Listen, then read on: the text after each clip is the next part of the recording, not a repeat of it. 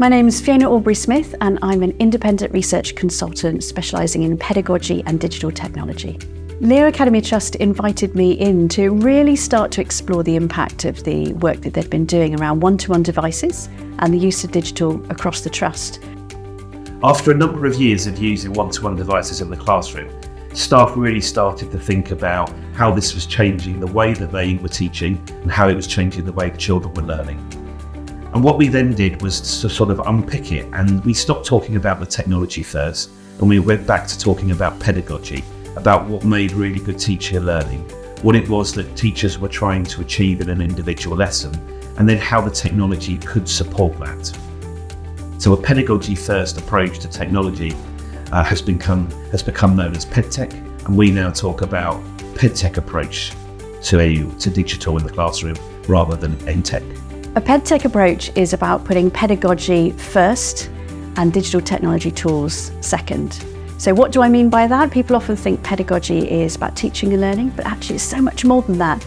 It's about what we do to support learning. And that means thinking about what does it mean to be a learner and to learn? What does it mean to be a teacher and to teach?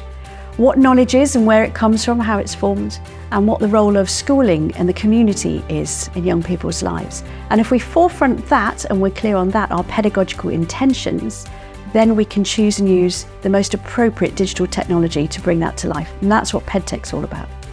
It's really quite straightforward. It's about putting children at the heart of everything that we do. When we talk about PedTech here at LEO Academy Trust, we're talking about pedagogical first decision making. So it's not about the tools, it's not about the extensions, it's about what is our pedagogical intent. What do we want to create culture-wise for our children? And so for us, it's not so much about the Texthelp tool, it's about what difference the Texthelp tools make on our children, putting children and our pedagogical intentions first, and then thinking about how can the technology serve that pedagogical intent. One of the things we see walking around their LEO classrooms is that children are choosing and using a whole range of different tools at the point of need based on not just their needs but their preferences. And these children are benefiting from two things. One is that they're having direct access to tools like Read&Write, like OrbitNote at the point of need. Second, they're being given the environment within which they have the autonomy to choose to use those tools. It's one thing having the tools in the classroom, it's another being able to access those on demand as and when you feel you need them. And so what you see is children identifying that they have a tool that's going to help them with a particular thing, reaching out, using that tool, and then when they've finished with it, they just put it away, much like we might with a pencil or a ruler or a dictionary, any other kind of tool for learning. The best bit about a PedTech approach to the use of digital in the classroom is that it puts learning front and centre. Teachers are thinking about what they want the children to learn and how they want that learning to happen. They're very much focused on what the outcome of that lesson is going to be. Once they've decided that, they're then thinking about how they're going to use the technology to support their own teaching of the topic and also how it's going to support the children with their learning.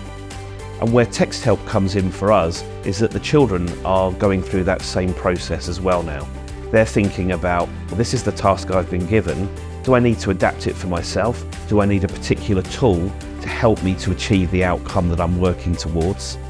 And in this way, they may open a tool such as Read&Write or OrbitNote, and they may use the various different tools within those apps to really support their own learning, to help them to achieve the task in their own way, and ultimately to be really successful in that lesson.